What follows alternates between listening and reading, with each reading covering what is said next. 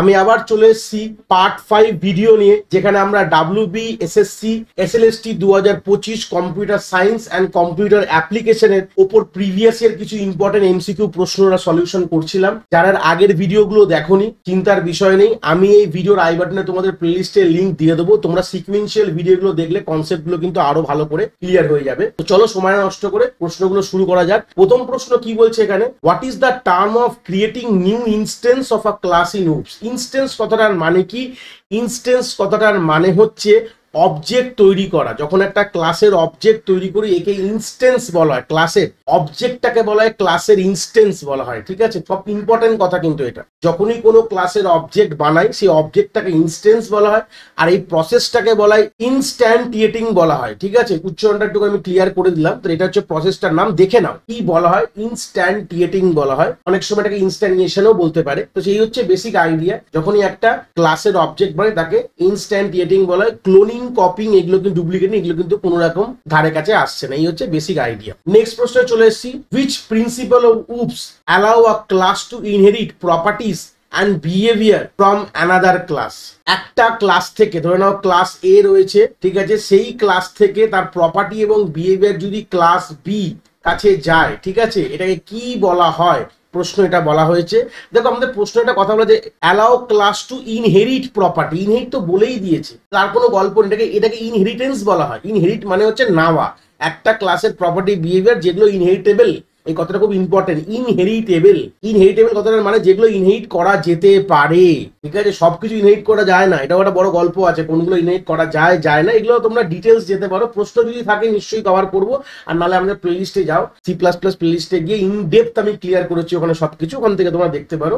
তো যে প্রপার্টিগুলো ইনহেরিটেবল সেগুলোই কিন্তু ইনহেরিট হতে পারে, আর এইটাকে ইনহেরিটেন্সই বলা হয়। এর থেকে বড় কথা কিছু নেই। ঠিক আছে, এইটাই হচ্ছে অ্যান্সার হয়ে গেল। প্রশ্নই মোটামুটি তোমরা একটা উত্তরে একটা ঝক পেয়ে যাচ্ছ। ইনহেরিট কথাটা লেখা রয়েছে মানে এটা ইনহেরিটেন্সে কিন্তু হয়ে যাবে। 3 নম্বর প্রশ্নে চলে গেলাম, how does OOPs differ from procedure oriented programming POP. উপসের আর পপসের মধ্যে কিরকম ভাবে পার্থক্য বলতে পারো? দেখো, উপস আর পপসের মধ্যে মেজর ডিফারেন্স বলবো সিকিউরিটি ব্যাপার নিয়ে। পপসে কোনো সিকিউরিটি ছিল না, উপসে সিকিউরিটি আছে। কেন সিকিউরিটি আছে যদি বলা হয় এই প্রশ্নের কথায়, দেখো আমরা উপস কি করে ডেটা এবং ফাংশনটাকে বেঁধে রাখে একটা ইউনিটের মধ্যে, একেই বলে এনক্যাপসুলেশন। মানে ডেটা এটা ফাংশন, যাতে আউটার ওয়ার্ল্ড থেকে প্রোটেক্ট করে, মানে আউটার ওয়ার্ল্ড সেগুলোকে মিসইউজ যাতে না করে, মানে অন্য কেউ, অন্য ক্লাস বা অন্য আউটার ওয়ার্ল্ড, আউটার রিজিয়ন যাতে কোনোভাবে এটাকে মিসইউজ না করে, প্রোটেক্ট করাটাকেই কিন্তু আলটিমেটলি সিকিউরিটি বলা হয়। তো এটাই দেখো এখান থেকে পুরো ক্লিয়ার হবে। দেখো পয়েন্ট নাম্বার সিটা, OOPs focus on data and function as a single unit object. তাহলে আমরা ডেটা ফাংশনকে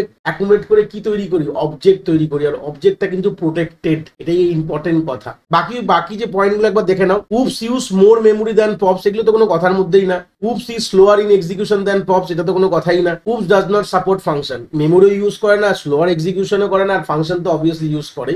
এগুলো কোনো কাছাকাছিই গেল না, এগুলো কোনো অপশন না। তো আলটিমেট অপশন কি হয়ে গেল? উপস কিন্তু ডেটা আর ফাংশনকে একটা সিঙ্গেল ইউনিট অবজেক্টে কিন্তু বাইন্ড করে রাখে। এটাই হচ্ছে বেসিক আইডিয়া। দেখো তলা এক্সপ্লেনেশন তাই বলেছে, OOPs organize code into object that bundle data and behavior together, like unlike pops which is separate data and function। তাহলে আমাদের ডেটা এবং ফাংশনকে একটা ইউনিটে বেঁধে রাখা হয়, পপ তা করে না, এই জন্য এটা ডিফারেন্স বলতে পারো। পরের প্রশ্নে চলে গেলাম, which oops concept refer to the ability of different class to be treated as instance of the same class through the common interface। দেখো এখানে কথা বলেছে, ভালো করে প্রশ্নটা করে বুঝতে হবে। ডিফারেন্ট ক্লাসকে treat as a instance of same class through common interface। প্রশ্নটা একটু ঘুরিয়ে দিয়েছে। আলটিমেটলি গল্পটা কি বলছে যে একটাই জিনিসকে আমরা ডিফারেন্ট ক্লাস দিয়ে কিভাবে আমরা তার ইনস্টেন্সটাকে ডিফারেন্টলি ট্রিট করতে পারি থ্রু আ কমন ইন্টারফেস। দেখো এখান থেকে একটা বড় প্রশ্ন হচ্ছে, আমি একটা কথা বলেছিলাম লাস্ট আমাদের যে পার্টটাই ছিল, যে আমি উপসের কিছু ক্যারেক্টারিস্টিক্স এর কথা বলেছিলাম, যেটা যেই ক্যারেক্টারিস্টিক গুলো 4টে এখানে লেখাই রয়েছে, দেখতে পাচ্ছ। এনক্যাপসুলেশন, ইনহেরিটেন্স, পলিমরফিজম এবং অ্যাবস্ট্রাকশন। তার মানেগুলো বলেছিলাম। এনক্যাপসুলেশন কি করে ডেটা ফাংশনকে একটা ইউনিটে বাইন্ড করে রাখে, বা ডেটা প্লাস ফাংশন। আর ইনহেরিটেন্স তো বুঝতে পারলে যে একটা কোড থেকে একটা কোডের প্রপার্টিজ আমরা ইনহেরিট করছি, সেখানে কোড রিউজাবিলিটি বেড়ে যাচ্ছে। অ্যাবস্ট্রাকশন কি করছিল, যে এসেনশিয়াল জিনিসগুলোকে দেখাও, বাকিকে হাইড করে দাও। এই হচ্ছে এসেনশিয়াল জিনিসকে দেখাও, এসেনশিয়াল জিনিসটা, আর হাইড রিমেনিং বলতে পারো। এবার পলিমরফিজম পড়ে রয়েছে, আমি বলেছিলাম যে একটাই জিনিসের ডিফারেন্ট জায়গায় ডিফারেন্ট ফর্ম বলতে পারো। দেখো এখানে তাই কথাটা বলেছে, ability of different class to treat as instance of the same class through a common interface. এখান থেকে একটা বড় কথা চলে আসে, ডিফারেন্ট ক্লাসকে আমরা সেম ক্লাস হিসেবে ট্রিট করাটাকে ডিফারেন্ট জায়গায় কমন ইন্টারফেস দিয়ে আমি যদি বলি তখন তাকে বলা হয় পলিমরফিজম। প্রশ্ন ডাইরেক্ট অ্যান্সার কিন্তু আমরা যদি ভাবি পলিমরফিজম ডেফিনেশন এটা না, বাট প্রশ্ন ঘুরিয়ে তোমাদের বুঝিয়েছে যে কি জিনিসটা হতে পারে। এরকম ধরনের প্রশ্ন কিন্তু এই বছর কিন্তু এরকম প্রশ্নে আসতেই পারে। তো পলিমরফিজম কি বলা হয় দেখো লিখেছে, allow object of different class to treat as a object of a common super class. Different ক্লাসের এর যে ফিচার্স গুলোকে একটা আমরা অবজেক্টের মধ্যে কমন সুপার ক্লাস হিসেবে ইউজ করতে পারি। It enable a single interface to represent different underlying from data type, allowing method to behave differently based on object that invoke them. Ultimately আমরা পলিমরফিজমের যে বেসিক আইডিয়া গুলো আমরা জানি, পলিমরফিজম দু রকমের হয়, compile time polymorphism, run time polymorphism. Method overloading হচ্ছে আমাদের কম্পাইল টাইম পলিমরফিজম, যেখানে একটা ক্লাসের মাল্টিপল তোমার ফাংশন রয়েছে, সেখানে আমরা জাস্ট তার প্যারামিটার চেঞ্জ করে দিয়ে কাজগুলো করি। মেথড ওভার রাইডিং, যেখানে দুটো ক্লাসের ফাংশন নেম পুরো সেম, তার আর্কিটেকচার পুরো সিগনেচার পুরো সেম হয়ে যায়, তাকে বলা হয় মেথড ওভার রাইডিং বলা হয়। এগুলো কি ডিফারেন্ট ক্লাস, আমি একটা অবজেক্ট তৈরি করলে দুটো ক্লাসের ফাংশনকে অ্যাক্সেস করতে পারছি, এই জিনিসটাই কিন্তু এখানে কথাটা বলা আছে, ঠিক আছে। তো এই হচ্ছে বেসিক আন্ডারস্ট্যান্ডিং অফ পলিমরফিজম। প্রশ্নটা একটু ঘুরিয়ে দিয়েছে, এরকম ধরনের প্রশ্ন কিন্তু এবার আমরা দেখতেই পারি। নেক্সট 5 নম্বর প্রশ্ন কি বলছে, which of the following best describe method over riding in ওপস। এই প্রশ্নটা এক্ষুনি বললাম, ওভার রাইডিং, এটাকে বলা হয় রান টাইম পলিমরফিজম। একটা বড় এক্সাম্পল পাশে লিখে দিচ্ছি আমি, রান টাইম পলিমরফিজম। কেন কি এখানে দুটো ডিফারেন্ট ক্লাস আছে, দুটো ডিফারেন্ট ক্লাসের মধ্যে এক্স্যাক্টলি একই ফাংশন লেখা আছে, তার পুরো সিগনেচার এক, মানে তার রিটার্ন টাইপ, তার নাম্বার অফ প্যারামিটার সব এক, ওয়ার্কিংটা আলাদা হতে পারে, ওয়ার্কিং নিয়ে কোনো কথা বলবো না। এরকম ধরনটাকেই বলা হয় মেথড ওভার রাইডিং বলা। এবার তোমরা এগুলো পড়ো, তাহলেই বুঝতে পারবে। Creating a new method with the same name in sub class. আর সাব ক্লাসটা কি, দেখো যেই ক্লাস ধরে না এটা ক্লাস এ, তার মধ্যে কিছু কোড লেখা আছে, আর এই ক্লাস এ কে যদি ক্লাস বি ইনহেরিট করে, তার মধ্যে ধরে কিছু কোড লেখা আছে, মানে ক্লাস বি ক্লাস এ কে ইনহেরিট করেছে, মানে এটাকে এইভাবে না দিয়ে উল্টো দিকে দিচ্ছি। তার মানে কি, এই যে ক্লাস সেটাকে বলা হয় পেরেন্ট ক্লাস বলতে পারো, সুপার ক্লাস বলতে পারো, বা বেস ক্লাসও বলতে পারো। তো সেই সূত্রে এই যে ক্লাস বি কে কি বলবে, পেরেন্ট যদি বলো তাহলে বলবে চাইল্ড ক্লাস, সুপার বললে সাব বলবে, বেস বললে ডিরাইভ বলবে, ঠিক আছে। এগুলো হচ্ছে ওয়ান কাইন্ড অফ পেয়ারিং বলতে পারো। সুপার বললে সাব হবে, মানে আমি যদি যে ক্লাসটার থেকে ইনহেরিট করছি সেটা যদি সুপার হয়, আর যে ইনহেরিট করে তাকে সাব ক্লাস বলা হবে। তো এটাই বলেছে creating new method with the same name in sub class. First option বলেছে যে আমরা সাব ক্লাসে সেম মেথডটাই, সেম নেম মেথডটাকে মানে একটা নতুন মেথড ডিক্লেয়ার করব, তার নামটা কিন্তু সেম থাকবে যেটা আমার সুপার ক্লাসেও ছিল। তো এটাই অ্যাকচুয়ালি অ্যান্সার হবে। তারপরে অপশনগুলো দেখি, create new method with different name. Different name হলে তো কোনো অসুবিধাই নেই, সেম নেম হলেই ওটাকে আমরা বলবো মেথড ওভার রাইডিং। কলিং আ মেথড না লুপ, এটা তো হবেই না, ছেড়ে দেওয়া কোনো ব্যাপারই না, মেথড কল করবে লুপে, এটা কোনো কথাই না। Hiding a method in a super class, super ক্লাসের মধ্যে কোনো মেথডকে হাইড করবে, এটাও কোনো গল্পের কোনো বিষয় নেই। তো আলটিমেটলি অ্যান্সার কি হয়ে যাবে, creating new method with the same name in a sub class. এই হচ্ছে বেসিক আন্ডারস্ট্যান্ডিং। তোমরা বলতে পারো যে আমরা সাব ক্লাস, মানে আমাদের যে পেরেন্ট ক্লাসে একটা মেথড ছিল, ধরে নাও ভয়েড ফান বলে একটা মেথড ছিল এরকম দেখতে, এক্স্যাক্টলি একই ফাংশন আমরা সাব ক্লাসেও ভয়েড ফান বলে তৈরি করেছি। কাজটা ভেতরে কি আছে ওয়ার্কিং সেটা বাদ দিয়ে দাও, কিন্তু একদম একই ফাংশন এরকম যদি হয় তখন তাকে বলা হয় মেথড ওভাররাইডিং বলতে পারো। নেক্সট প্রশ্নে চলে গেলাম, what is the main focus of procedure oriented programming language বলতে পারো। মেন ফোকাসটা কি, দেখো মেন ফোকাসই একটাই, রিউজেবিলিটি তো ইনহেরিটেন্স দেয়, অবজেক্ট ক্লাস তো উপস দেয়, ডেটা ফাংশন সিঙ্গেল ইউনিট এটা তো এনক্যাপসুলেশন বলছে, অ্যালগরিদম অ্যান্ড ফাংশন। দেখো তিনটে যদি পয়েন্ট কেটে যায় লাস্ট অপশনটাই তো হবে হিসাব মতন। তো অ্যালগরিদম এবং ফাংশনের উপরে কিন্তু মেনলি ফোকাস করে, কেন কি আমরা প্রসিডিওর মানে আমরা লাইন বাই লাইন এরকম লিখে দিয়ে গেছি মেনের মধ্যে, এবার ওটাকে এক্সিকিউট করা হচ্ছে। তাহলে মেনলি এর উপরেই কিন্তু ফোকাস করা হয়, প্রসিডিওর ওরিয়েন্টেড প্রোগ্রামিং ল্যাঙ্গুয়েজ বলতে পারো। নেক্সট প্রশ্নে চলে গেলাম, what is one of the primary advantage of using database management system DBMS. এটা ডিবিএমএস থেকে প্রশ্ন দিয়ে দিয়েছে, মেন প্রাইমারি অ্যাডভান্টেজটাকে আমরা কেন ব্যবহার করব ডিবিএমএস কে। দেখো আলটিমেটলি এটা কথা বলি, ডিবিএমএস মানে ইলেকট্রনিক্যালি ডেটাকে স্টোর করার একটা উপায় নিয়ে এসেছিল, যেটা আমরা খাতায় কলমে টেবিল ফরম্যাটে বানিয়ে লিখতাম না, অনেক জায়গায় এখন হয় বাড়িতে ঢুকতে গেলে বা আমাদের স্কুলে সবকিছু আমরা এরকম খাতার মধ্যে এরকম কলম কেটে কেটে এরকম ভাবে টেবিল বানিয়ে বানিয়ে লিখে রাখি, কিন্তু এই জিনিসটাই আমরা এখন ইলেকট্রনিক্যালি স্টোর করি। তাহলে ওতে কি হয়, আমাদের ডেটা রিডেন্ডেন্সি কমে যায়। রিডেন্ডেন্সি মানে কথাটা মানে কি, ধরনের একটা এন্ট্রি করেছে, একটা মানুষ এন্ট্রি ধরনের একটা এন্ট্রি করা হয়েছে, ওই এন্ট্রিটা পরের পাতায় কেউ একজন করে দিয়েছে, এগুলোকে রিডান্ডেন্ট বলতে পারো। তো এই রিডান্ডেন্সিটাকে কমাতে হবে। তা আলটিমেটলি কিন্তু এখানে অ্যান্সার কি হবে, সি রিডিউস ডেটা রিডান্ডেন্সি। দেখো ডিক্রিজ তো ডেটা সিকিউরিটি হবে না। দেখো আলটিমেটলি একটা ফাইলে যখন লিখে রাখতাম যে কোনো লোক পড়তে পারতো খুলে, কিন্তু এখন ডেটাবেস সফটওয়্যারে থাকাকালীন যে কোনো লোক খুলতে পারে, লগ ইন করতে হয়। তো এটা হচ্ছে মেন কথা। তো অবভিয়াসলি ইলেকট্রনিক্যালি স্টোর বা ডেটা ডিবিএমএস এর মধ্যে আমাদের সিকিউরিটি অনেক বেশি, এটুকু তো ক্লিয়ার। লিমিটেড ডেটা শেয়ারিং, তো অবভিয়াসলি এখানে লিমিটেড ডেটা শেয়ারিং কথাটার মানে কি, সবার সাথে ডেটাকে শেয়ার করা হবে না। এটা ফাইলে যদি লিখে রাখতাম যে কোনো লোক ফাইল খুলে দেখতে পারতো, সবাইকে দিয়ে দিতাম ফাইল, কিন্তু এরকম কিন্তু ব্যাপার নেই, ঠিক আছে। ইনক্রিজ ডেটা আইসোলেশন, ডেটা সেটটাকে আমাদের আলাদা করে এবং প্রোটেক্ট করে রাখার গল্পটা, ঠিক আছে। তো ডেটা আইসোলেশন তো অবভিয়াসলি আমাদের ডিবিএমএস করে, এটা নিয়ে খারাপ না। তো সেরকম লেভেলও ইনক্রিজ কথাটা যে বলেছে, সেটা কিন্তু ইনক্রিজ ব্যাপারটা না, কোনো আলাদা করে ইনক্রিজমেন্ট হচ্ছে না। নর্মাল ডেটা আইসোলেশন তো আছেই, যাতে কোনোবার ডেটা ব্রিচ না হয়ে যায়, আমাদের সিকিউরিটি ইন্টিগ্রিটি এগুলো থাকে, এটা তো মাথা রেখে চলে। বাট আমাদের আলটিমেট যে পয়েন্টটা ইম্পর্টেন্ট হচ্ছে রিডিউস ডেটা রিডান্ডেন্সি। এটা কিন্তু ভুলতেও পারবে না। রিডান্ডেন্সি মানে আমাদের ভুল ভ্রান্তিগুলো কিন্তু অনেকটা আমাদের কিন্তু এটা হচ্ছে প্রাইমারি অ্যাডভান্টেজ বলতে পারো, ঠিক আছে। এই হচ্ছে বেসিক আইডিয়া। তলায় বলে দিয়েছে রিডিউস ডেটা ডুপ্লিকেশন, যেটা বললাম ডুপ্লিকেট এন্ট্রি, এটা কিন্তু হবে না। কেন কি, আমরা জানি যে ডুপ্লিকেট এন্ট্রি হওয়ার কোনো জায়গা নেই এখানে। একই রোল নাম্বারে দুটো স্টুডেন্ট কখনো হতে পারে না। এই হচ্ছে বেসিক আইডিয়া। নেক্সট প্রশ্ন কি বলছে, which of the following describe a benefit of data integrity provided by the DBMS. প্রথমত আমাকে জানতে হবে ডেটা ইন্টিগ্রিটি কথাটার মানে কি। দেখো ধরে না আমরা যখন ডেটা স্টোর করবো, ধরে না একটা ডেটাবেসে আমি ডেটা স্টোর করছি, সেই ডেটার মধ্যে কারেক্ট ভ্যালু স্টোর করা হয়, কারেক্ট, ভুলভাল ভ্যালু স্টোর করলে হবে না, এবং কনসিস্টেন্ট হবে, ঠিক আছে। ধরে না এই ডেটাবেসটাকে যদি মাল্টিপল জায়গায় যদি কপি যদি থাকে ডেটাবেসের, তাহলে ধরে না এখানে একটা আলাদা ভ্যালু, এখানে একটা আলাদা ভ্যালু, এই করলে হবে না। সব জায়গায় কিন্তু ভ্যালু একই কনসিস্টেন্ট থাকতে হবে, ঠিক আছে। অ্যাকিউরেসি লেভেল যাতে হাই হয়, আর ভ্যালিড ডেটা যাতে স্টোর করে, এই তিনটে ইম্পর্টেন্ট কথা মাথায় রাখতে হবে। তাহলে প্রশ্ন কি বলা আছে, which of the following describe the benefit. বেনিফিটটা কি, ডেটা ইন্টিগ্রিটি যেটা প্রোভাইড করছে, যেটা সব জায়গায় একই ভ্যালু থাকবে, কারেক্ট ভ্যালু থাকবে, এর বেনিফিটটা কি, এটাই কিন্তু প্রশ্ন জিজ্ঞেস করছে। দেখো এখানে উত্তরে তো বুঝতে পারলে অ্যাকিউরেট এবং কনসিস্টেন্ট কথাটা আমি ইউজ করেছি। তাহলে কোথায় আছে, সিতে, সরি বিতে রয়েছে, it ensure the data is accurate and consistent, মানে সব জায়গায় যাতে একই রকম ভ্যালু রয়েছে। তাহলে এর আগে আদার্স পয়েন্টগুলো পড়ে নাও। Prevent data from being store on disk, তাহলে প্রিভেন্ট তো ডিস্কেই স্টোর হয়, কোথায় স্টোর হবে, ডিস্ক মানে হার্ড ডিস্কের কথা বলছে, স্টোরটা কিন্তু ওখানেই স্টোর হবে, এটা তো কোনো অপশনই না। It limit the number of record in database, obviously না, হিউজ অ্যামাউন্ট অফ ডেটাবেসে তুমি রেকর্ড স্টোর করতে পারো, কোনো কিছু লিমিটেশনস নেই এখানে। It increase the time required to retrieve data, obviously না, ডেটাবেস থেকে যদি ডেটা পার করতে সময় লাগে তাহলে ডেটাবেস ব্যবহার করবো কেন, মেন প্রশ্ন হচ্ছে এটা, তাই না। তো এই হচ্ছে অ্যাকচুয়াল অ্যান্সার। তাহলে বুঝতে গেছো কোডের অ্যান্সারটা কি, যেখানে আমাদের অ্যাকিউরেট এবং কনসিস্টেন্ট ডেটা সব জায়গায় স্টোর থাকে। 9 নম্বর প্রশ্নে চলে এসেছি,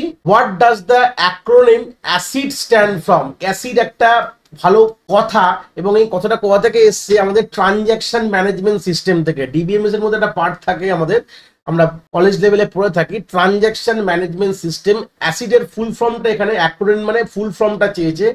এ দিয়ে হয় অ্যাটমিসিটি, সি দিয়ে হয় কনসিস্টেন্সি, আই দিয়ে হয় আইসোলেশন, আর ডি দিয়ে হয় ডিউরাবিলিটি। এটা মুখস্থ রাখতে হবে, এর উপর কোনো কথা নেই, ঠিক আছে।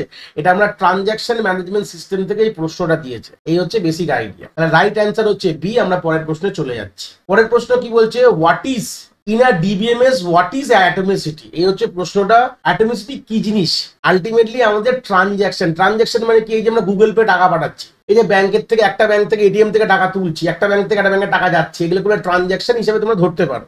তো ট্রানজ্যাকশন কি বলছে, এটা একটা নর্মাল প্রপার্টি আছে, হয় সব হবে বা হবে না। ধরুন একটা কথার কথা বলছি, এটা এ অ্যাকাউন্ট, এটা একটা বি অ্যাকাউন্ট রয়েছে, এ অ্যাকাউন্টে 500 টাকা আর বি এর অ্যাকাউন্টে 1000 টাকা। তো চাইছে এ বি কে 50 টাকা পাঠায়, ভালো করে বুঝে নাও। ধরে নাও এর প্রসেসটা কি করে হয়। প্রথমে এই ট্রানজ্যাকশনটা লিখতে গেলে ধরে নাও এর যে ব্যাংক ব্যালেন্স যেটা রয়েছে সেটাকে প্রথমে রিড করে নাও। ধরে নাও এ রিড এ, ভালো কথা, রিডের ব্যালেন্সটা করলাম। এবার এখান থেকে 50 মাইনাস করো, যা আসলে তার থেকে 50 মাইনাস করলাম, যে এর যে অ্যাকাউন্ট থেকে 50 মাইনাস করলাম, ভালো কথা। 50 মাইনাস করার পর ওটাকে রাইট করতে হবে, ডেটাবেসে তো রিড করেছো, এবার 50 মাইনাস করে রাইট করো। কারণ এগুলো এই ট্রানজ্যাকশনটা চলবে হচ্ছে আমাদের র্যামের মধ্যে, মানে আমাদের সিপিইউ এক্সিকিউট করবে। তো সেই সূত্রে গেলে আবার রাইট করতে হবে, রাইট, তারপরে একে করে দিলাম। তারপরে নেক্সট কি হবে, বি এর এই যে অ্যাকাউন্টে ভ্যালুটা রিড করো, ভালো কথা, রিড বি করলাম, ভালো কথা, বি তে 50 টাকা যোগ করে, যদি তুমি এ বি থেকে পাঠাচ্ছে তো এ কে 50 টাকা যোগ করে দাও, তাহলে B is equal to B plus 50 হয়ে গেল। তাহলে আবার বি কে কিন্তু আবার ওটাকে রাইট করে দিয়ে আসতে হবে। তাহলে এই ধরনের একটা ট্রানজাকশন আমি এক্ষুনি তোমাদের সামনে লিখে দিলাম। এবার ধরে নাও কোনো কারণে যখন এই ট্রানজাকশন, এটাকে বলা হয় T1 দিয়ে ধরে নাম দিলাম, এটাকে নাম কি দিলাম, T1 ট্রানজাকশন। ওটা এই লাইনটা চললো, এই লাইনটা চললো, এই লাইনটা চললো, এখানে গিয়ে ফেল করে গেল, কোনো কারণে ফেল করে গেছে, তাহলে কি এটা কি ভালো হবে? মানে এর অ্যাকাউন্ট থেকে 50 টাকা মাইনাস হয়ে গেছে, মানে 450 টাকা হয়ে গেছে, ওদিকে বির অ্যাকাউন্টে টাকা ঢোকেই নিয়ে, এটাকে বলা হয় এটা হবে না। এরকম যদি ঘটনা হয় তখন আমাকে রোল ব্যাক করতে হয়। কি বলা হয় এটাকে? যদি রোল ব্যাক, ঠিক আছে, এটাকে বলা হয় রোল ব্যাক সিনারিও বলা হয়, ঠিক আছে। এই হচ্ছে বেসিক আইডিয়াটা দিয়ে দিলাম। তো অ্যাটমিসিটি কি এনশিওর করে? হলে পুরোটা হও ভাই, এই যতগুলো 6টা লাইন আছে সবগুলো এক্সিকিউট হও, আর নালে হও না, এই হচ্ছে ব্যাপার। কোনো কারণে মাঝখানে যদি ফেল করে যায় তখন তো বলবো না 3টে লাইন করে দিয়েছি তো ঠিক আছে, 3টে লাইন হয়েছে তো বাদ বাকি না হলে না হবে, এটা বললে চলবে না। হলে সব করো, নাহলে করো না। এটা হচ্ছে বেসিক ট্রানজাকশনের গল্প। তাহলে এখানে অ্যান্সারে কি পাবে তোমরা? The property of a transaction being all or nothing, হয় সব করো নালে করো না, এই হচ্ছে বেসিক প্রপার্টি অফ ট্রানজাকশন বলে। বাদ বাকি পয়েন্টগুলো পড়ি। Property of data being consistent all time, এটা তো কনসিস্টেন্ট থাকবে, এটা নিয়ে কোনো গল্প নেই, কিন্তু এটা প্রপার্টি অফ ট্রানজাকশন না, ঠিক আছে। ট্রানজাকশনের একটাই প্রপার্টি হচ্ছে হয় পুরো হবো নালে হবো না, সবসময় এটা মাথায় ঢুকিয়ে রাখো এই ভিডিও থেকে, এই হচ্ছে basic understanding. Property of data being permanently store তো হয়, কিন্তু এটা ট্রানজাকশনের প্রপার্টি না। Property of data being isolated from other, isolation তো হবেই, কিন্তু এটা ডেটা আইসোলেশনের সাথে কিন্তু এটা প্রপার্টি না। প্রপার্টি হচ্ছে একটাই, এটা কিন্তু হয় পুরো হও নালে হও না, এই হচ্ছে বেসিক গল্প। আর না দেখো roll back, fully roll back কথাটা মানে যেখান থেকে শুরু করেছিলাম সেখানে অব্দি নিয়ে চলে যাবো, এই হচ্ছে বেসিক আইডিয়া। 11 নম্বর প্রশ্ন বলছে হোয়াট ইজ আইসোলেশন? আইসোলেশন কথাটার মানে কি? দেখো ধরে নাও আমার একটা ট্রানজাকশন চলছে, ধরে নাও T1, আর একটা ট্রানজাকশন আমি এখানে ডিজাইন করলাম T2। ধরে নাও T1 যে ডেটা আইটেমগুলোর উপর নিয়ে কাজ করে, যত পর্যন্ত T1 শেষ না করবে T2 সেটাকে নিতে পারবে না, এটাকে বলা হয় আইসোলেশন। মানে ডেটা আইসোলেটলি কাজ করছে, মানে একজন যা কাজ করছে অন্য লোক যাতে সেটা কোনোভাবে ইন্টারফেয়ার বা দেখতে না পারে, আইসোলেটলি। মানে আইসোলেশন হয়েছিল কোভিড যখন আসলো, আইসোলেট মানে একটা ঘরবন্দি ব্যাপার স্যাপার, এটাকেই বলা হয় আইসোলেশন। তাহলে এখানে অ্যান্সার কি হবে? C answer, a property that ensure transaction do not interfere with each other. যেটা এক্ষুনি বললাম, T1 যা কাজ করছে সেই সময় কিন্তু T2 কোনোভাবে তাকে ইন্টারফেয়ার করতে পারবে না, এই হচ্ছে বেসিক আইডিয়া অফ আইসোলেশন। এখান থেকে পয়েন্টগুলো ক্লিয়ার করে যাও, এখান থেকে প্রশ্ন কিন্তু তোমরা এই বছর পরীক্ষায় কিন্তু দেখতেই পারো, এরকম ধরনের টপিকের উপর থেকে প্রশ্ন হতেই আসে, ঠিক আছে। তো এটাই হচ্ছে বেসিক আইসোলেশন। এক্সপ্রেশনও দেওয়া রয়েছে, isolation prevent concurrent transaction from affecting each other. Concurrent ট্রানজাকশনকে প্রিভেন্ট করা, কিন্তু কনকারেন্ট না হলে তো হবে না, এটা নিয়ে ইনডেপথ কথা আছে, এটা আমি এখানে বললাম না। বাট আইসোলেশনে এই প্রপার্টিটাই দিচ্ছে। অ্যাসিড প্রপার্টির মধ্যে একটা ওয়ার্ড আইসোলেশন রয়েছে, তো সেটা কিন্তু এটাই দেয় যে একটা ট্রানজাকশন যখন কোনো ডেটা আইটেম নিয়ে কাজ করে আদার সাথে কোনোভাবে তাকে ইন্টারফেয়ার না করে, ঠিক আছে। এই হচ্ছে বেসিক আইডিয়া। পরের প্রশ্নে চলে গেলাম, what is the main advantage of using database management system in term of data সিকিউরিটির জন্য? খুব ইম্পর্টেন্ট কথা, আমি এখানে এক্সপ্রেশনটা একটু ইনডেপথে লিখেছি যে ডেটা সিকিউরিটি গল্পটা কি। প্রথমত জেনে নাও যে ডেটাবেস ম্যানেজমেন্ট সফটওয়্যারগুলো যে ইউজ করা বা সিস্টেমটা যে এসছে, এটা কিন্তু আলটিমেটলি ডেটা সিকিউরিটি কিন্তু খুব ভালো রকম ভাবে দেয়, যেটা আমাদের ফাইল সিস্টেমে ছিল না। ফাইল সিস্টেমে কি অসুবিধা হতো, আমরা কিন্তু কখনো কখনো ফাইল খুলে কেউ দেখে ফেলছে, এরকম গল্প কিন্তু হতো। এখানে এরকম ব্যাপার নেই, এখানে কিন্তু ইউজারকে অথেন্টিকেট করা, অথরাইজ করা, অ্যাক্সেস কন্ট্রোল এবং লগো এডিট করা, মানেগুলো লেখা আছে। ভেরিফাইং আইডেন্টিটি মানে কে মানুষটা আসছে, grant access, specific access right মানে তাকে সেই রাইট আসে কিনা সেটা খুলে দেখার। অ্যাক্সেস কন্ট্রোল হচ্ছে who can read, right and change data, মানে কে ডেটাগুলোকে রিড করতে পারবে, যে কোনো মানুষের রিড করতে পারবে না। আগে ফাইলে থাকলে কেউ যে কোনো লোক খুলে পড়ে বলে ফেলতে পারত, এখন নেই। কে রাইট করবে, কে রিড করবে, এগুলো সবকিছুই কিন্তু আমাদের অ্যাক্সেস কন্ট্রোল মধ্যে চলে যায়। অডিট লগ মানে ট্র্যাক, কে অ্যাক্সেস করেছে, কে চেঞ্জ করেছে, কখন করেছে, এগুলো সব কিন্তু লিখে রাখা থাকে। তো এই ফিচার্স গুলো কিন্তু ডিবিএমএস দিয়ে দেয়। এটা হচ্ছে আমাদের এক্সপ্লেনেশনের ইনডেপথ কথা। এবার প্রশ্ন করবো যে আমাদের মেইন অ্যাডভান্টেজ সিকিউরিটির উপরে। দেখো, reduce chance of unauthorised access, যাতে অন্য লোক যে কোনো লোক এসে অ্যাক্সেস করে দেবে, এটা কিন্তু হবে না। এটা হচ্ছে ফার্স্ট বলতে পারো ওয়ান কাইন্ড অফ বেনিফিট বলতে পারো আমাদের ডিবিএমএস সফটওয়্যারে সিকিউরিটির ব্যাপারের উপর, ঠিক আছে। নেক্সট প্রশ্নে চলে যাচ্ছি, which database architecture allow multiple client to access the database concurrently. মানে ধরো না একটা ডেটাবেস রয়েছে, ধরো না মাল্টিপল ক্লায়েন্ট, এই যে সেম কথাটাই বলি, আমি অত কমপ্লেক্সে যাবো না। এই যে তোমরা যে ভিডিওটা ইউটিউবে দেখছো, তো এট আ টাইমে তুমি যখন দেখছো আরেকজনও দেখছে, একই মোমেন্ট অফ টাইম। ধরে নাও বললাম 6টার সময় রিলিজ হয়েছে ধরে নাও ভিডিওটা, তো 6:05 ধরে নাও যখন একটা এ নামক ব্যক্তি দেখছে, সেই সময় তো একটা বি নামক ব্যক্তি দেখতেই পারে। তো অসুবিধা নেই তো। তাহলে মানে কি এই ডেটাটা কোথায় রয়েছে? ভিডিওটা আমার ইউটিউব সার্ভারে রয়েছে, মানে ইউটিউব ডেটাবেসে রয়েছে আমার ভিডিওটা। সেখান থেকে তোমরা একই সময় গিয়ে তোমরা কিন্তু গিয়ে দেখছো। তাহলে এটা কোন কনসেপ্টে এই জিনিসটাকে সাপোর্ট করে, মানে এটা ডিবিএমএস এর কোন আর্কিটেকচারের কথা বলছে? সবসময় ভাববে এটাকে বলা হয় 3 টায়ার আর্কিটেকচার বলা হয়। 3 টায়ার আর্কিটেকচার কি তোমরা একটু লিখে রেখেছি দেখে নাও, তাহলে ইনডেপথ ক্লিয়ার হয়ে যাবে। 3 টায়ার আর্কিটেকচার কি বলছে? যেখানে 3টে লেয়ারে ভাগ হয়। একটাকে বলে প্রেজেন্টেল লেয়ার, যেটা তোমার ইউটিউবটা তুমি দেখছো ওটা প্রেজেন্টেশন লেয়ার বলতে পারো। অ্যাপ্লিকেশন মানে যেখানে যার কোডটা লেখা রয়েছে। আর ডেটা লেয়ার মানে ডেটা টায়ার বলতে পারো বা লেয়ার বলতে পারো, যেখানে আমাদের ডেটাটা স্টোর, যেরকম ইউটিউব ভিডিওটা যেখানে আমাদের হার্ড ডিস্কে স্টোর হয়েছে। এই হচ্ছে বেসিক আইডিয়া বলতে পারো 3 টায়ার আর্কিটেকচারে। দিস আর্কিটেকচার কি বলছে? Support multiple client concurrently to the application server. Multiple client concurrently application সার্ভারকে সবাই রিকোয়েস্ট করতে পারে। Improve scalability, security and maintainability. Scalability কথাটার মানে কি? যে আরো স্কেল করা যায়, মানে মাল্টিপল আরো বেশি ইউজার ওখানে অ্যাক্সেস করতে পারবে। সিকিউরিটি বেড়ে যাচ্ছে, মেনটেন করা যাবে। Handle many two one connection efficiently, many client to one DBMS. তাহলে মেনি টু ওয়ান কানেকশন কথাটা মানে যে অনেক লোক একটা জিনিসকে অ্যাক্সেস করতে পারবে। এই হচ্ছে বেসিক। আর এর আগে আমাদের 2 টায়ার আর্কিটেকচার ছিল, যেখানে আমাদের মাল্টিপল ক্লায়েন্টকে আমাদের সাপোর্ট করতো, বাট সেখানে স্কেলেবিলিটিটা কিন্তু লিমিটেড ছিল। আমাদের যখন ডেটাবেসের কথা বলি, আমরা দুটো আর্কিটেকচার করি, একটা 2 টায়ার, একটা 3 টায়ার। তো 3 টায়ারটা কিন্তু অ্যাডভান্স ভার্সন, যেখানে স্কেলেবিলিটি অনেক বেশি, যেখানে আরো মানুষেরা এখানে জুড়তে পারে। হ্যাঁ, ওখানেও মাল্টিপল ক্লায়েন্ট আসতে পারে, মানে ওটাকে চাইলে আমরা স্কেল মানে বাড়াতে পারি। এটাই হচ্ছে বেসিক আইডিয়া ছিল। বাট যেখানে 3 টায়ার আর্কিটেকচার মডেল কি করে? এখানে কনকারেন্ট মাল্টিপল ক্লায়েন্টকে সাপোর্ট করে। এই হচ্ছে বেসিক আন্ডারস্ট্যান্ডিংটা দিয়ে দিলাম যে আমাদের 3 টায়ার আর্কিটেকচার হবে, যে প্রশ্নের উত্তরের হিসেবে। পরের প্রশ্ন কি বলছে? In 3 tier architecture what does the presentation tyre handles? Presentation tyre যেটা রয়েছে, যেটা প্রেজেন্টেড, যেটা আমি বললাম যে ইউটিউব যেটা তুমি দেখছো, সেটা কি আমাদের হ্যান্ডেল করে? তাহলে প্রেজেন্টেশন টায়ার একটু পড়ে নাও। The presentation tier is the top most layer of the 3 tier architecture. এটা কি রেসপন্সিবিলিটি? একটা display data to the user, যেটা বললাম ইউটিউবের যে স্ক্রিনটা তোমরা যে দেখছো, ইউটিউব সাইটটা, এটাই যে মেন হচ্ছে তোমাদের প্রেজেন্টেশন লেয়ার বলতে পারো। রিসিভিং ইউজার ইনপুট, তুমি যখন কোনো কিছু ভিডিওকে সার্চ করো, যে ভিডিওটা আসে তোমার কাছে, ইনপুটটা আসছে, এটা একটা ওয়ান কাইন্ড অফ জিইউআই বলতে পারো। ঠিক আছে, জিইউআই বলতে গেলে তুমি চোখে দেখতে পারো। ঠিক আছে, গ্রাফিক্যাল ইউজার ইন্টারফেস। এটা act as a bridge between the user and the system. তাহলে এটা ইউজার এবং সিস্টেমের মাঝখানে ব্রিজ বলতে পারো, যেখানে আমরা ইউজার ফ্রেন্ডলি ইন্টারঅ্যাকশন এখানে করা যায়। প্রশ্ন কি বলেছিল? তাহলে প্রেজেন্টেশন লেয়ার কি হ্যান্ডেল করে? এবার এখান থেকে প্রশ্নের উত্তর দেখো। ডেটাবেস স্টোরেজ, নিশ্চয়ই এটা রিট্রিভেল না। ইউজার ইন্টারফেস আর ইন্টারঅ্যাকশন, তাহলে এটাই হচ্ছে অ্যান্সার। দেখো, ইউজার ইন্টারফেস ইন্টারঅ্যাকশনই কিন্তু আলটিমেটলি এটাকে হ্যান্ডেল করে। তাহলে এটাই হচ্ছে অ্যান্সার হয়ে যাবে। মার্ক করে দিলাম। বিজনেস লজিক তো অবভিয়াসলি না, এবং নেটওয়ার্ক ম্যানেজমেন্ট প্রোটোকলও না। এই হচ্ছে ব্যাপার। পরের প্রশ্নে বললাম ডেটা টায়ার কি রিপ্রেজেন্ট করে, মানে পারপোজটা কি? ডেটা টায়ারের রেসপন্সিবিলিটি মোটামুটি জানো, যেটা আমাদের যে সার্ভারের কথা বলছে, যেখানে ডেটাটা স্টোর রয়েছে। যে আমার ইউটিউব ভিডিওটা ইউটিউব সার্ভারে ডেটাবেসে স্টোর রয়েছে, ইউটিউবের ডেটাবেস মেনটেন করছে, সেখানে কিন্তু আমার ডেটাটা স্টোর রয়েছে, ওখান থেকে আসছে তোমাদের কাছে। তাহলে এটাই হচ্ছে ডেটা টায়ারের কথা।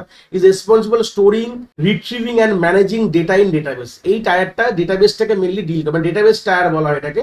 তাহলে আলটিমেটলি প্রশ্ন উত্তর কি হবে? দেখো, হ্যান্ডলিং ইউজার ইন্টারফেস তো নিশ্চয়ই হবে না, ম্যানেজিং ইউজার অথেন্টিকেশন হবে না, স্টোরিং অ্যান্ড ম্যানেজিং ডেটা, এই যে সি হচ্ছে অ্যান্সার। আমি হাইলাইট করে দিলাম, C will be the correct answer. কিন্তু স্টোর করছি আমরা, এটাই কিন্তু অ্যান্সার হয়ে যাবে। ইমপ্লিমেন্টিং অ্যাপ্লিকেশন লজিক, এটা তো আমাদের প্রেজেন্টেশন লেয়ারে হয়ে গেল। পরের প্রশ্নে চলে গেলাম, শেষ প্রশ্ন। Which of the following is an advantage of using database management system over traditional file system? Traditional যে ফাইল বেস সিস্টেমের উপরে ডেটাবেসটা কতটা আমাদের অ্যাডভান্টেজেস, যে আগে আমরা ফাইল সিস্টেম ইউজ করতাম তার থেকে ডেটাবেস কতটা অ্যাডভান্টেজেস? কেন কি আলটিমেটলি এখানে ডেটা যে সিকিউরিটি অনেকটা বেশি। একটা মোদ্দা কথা, আমরা যখন ফাইল এটা রাখতাম, যে কোনো মানুষ ফাইল খুলে পড়তে পারতো, কিন্তু ডেটাবেসে কি পড়তে পারবে? কেউ পড়তে পারবে, সেটা অথেন্টিকেট করতে হবে, লগ ইন করতে হবে, এই ব্যাপার। তো আলটিমেটলি কি হচ্ছে? এনহেন্স ডেটা সিকিউরিটি বলতে পারো, যে আলটিমেটলি সিকিউরিটি ফিচার্স এখানে খুব আলটিমেটলি বেশি, যেখানে আমাদের অ্যাক্সেস কন্ট্রোল, অথেন্টিকেশন, এগুলো সবই কিন্তু এখান থেকে পেয়ে যাচ্ছে। তো এই ছিল আজকের লেকচারে। যদি ভিডিওটা ভালো লেগে থাকে, ভিডিওটাকে একটা লাইক করে দেবে, দরকারি বন্ধু বান্ধবের সঙ্গে শেয়ার করে দিও। আমার এই ভিডিও নোটসটা তোমরা টেলিগ্রাম চ্যানেলে পেয়ে যাবে, তার লিঙ্ক এই ভিডিও ডিসক্রিপশনে পেয়ে যাবে। আর চ্যানেলটা সাবস্ক্রাইব করতেও ভুলো না, কেন কি আগামী পার্টের জন্য আমরা এর থেকে ভালো ভালো প্রশ্ন নিয়ে আসবো। তো সবাই ভালো থাকো, আবার নেক্সট পার্টে তোমাদের সাথে দেখা হবে।